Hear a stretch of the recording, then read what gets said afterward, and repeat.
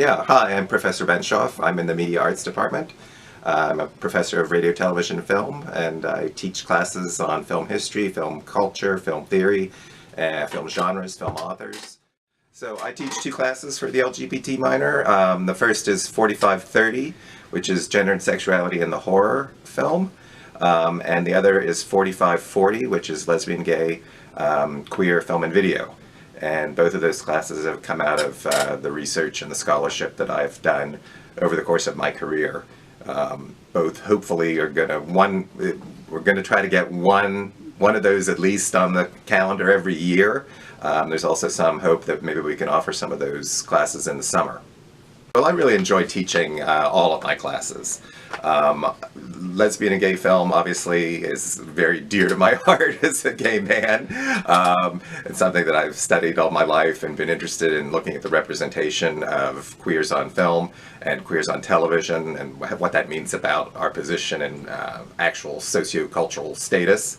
And the other class on the horror film is very personal to me in terms of when I was growing up, I was fascinated by horror films, and I think because of this figure of the monster, this figure of the outsider, as somebody that I sort of identified with, even before I knew that I was gay, I was interested in this figure who was not normal, and I think that's something that's sort of, been with me all my life, and that was my first book and my dissertation in grad school, and they often say that's autobiographical, and I would agree with that.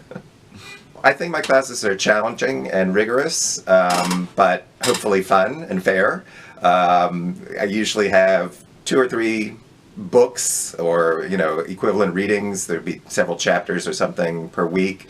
Both of the classes meet once a week, and we're usually scheduled in a big 4 or 5 hour chunk. And what that consists of is we usually have discussion for 20-30 minutes at the beginning of the class, talking about whatever we watched the week before. Then I usually give an old-fashioned lecture in which I also show clips and things from the various films that we're talking about that week. And then there's a break in the middle of that chunk, and then the second half of the class is usually a feature-length screening or a compilation of some shorts. So it's if you've never taken a film class before, it's, you're expected to do the reading on your own and, learn material from the reading as well as the lecture. But then it's also hopefully very interactive in terms of talking about the films that we screen and the clips that we look at. Well, I would hope that students would get a good sense of history. I tend to organize all of my classes historically. So one of the things, it's like, why were lesbian vampires a big deal in the late 60s and early 70s? There were a lot of films made about lesbian vampires in that period. And what does that tell us about what's going on in terms of gender and sexuality during those years? This is sort of a cultural studies approach to understanding film and television, and it's sort of where I'm coming from. So, what does it mean? What did the images of the 1980s tell us about, the AIDS crisis in the 1980s? What do, the old formulas tell us about new films? Things like genres and the old patterns and formulas that Hollywood did 100 years ago.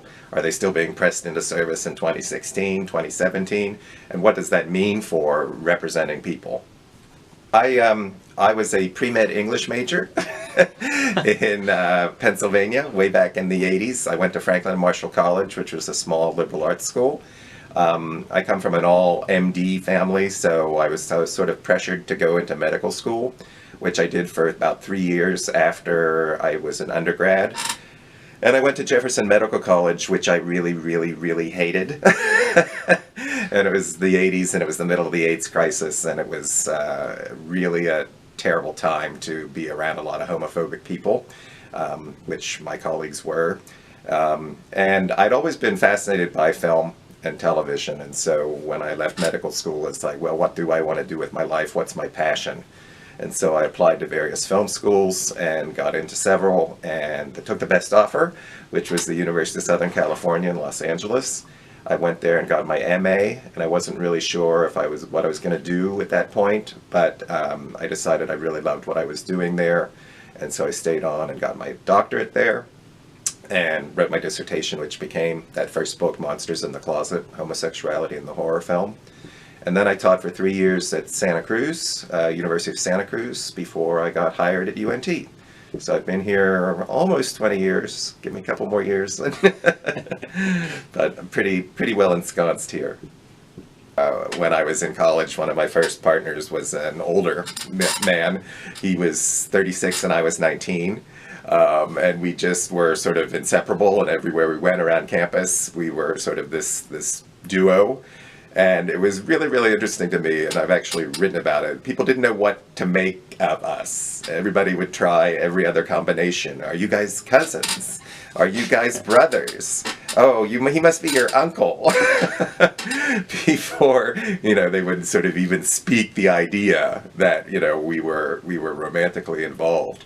And I hope things have changed a lot. I think they have, which doesn't mean that folks still aren't having to deal with the closet and non-supportive families and non-supportive environments.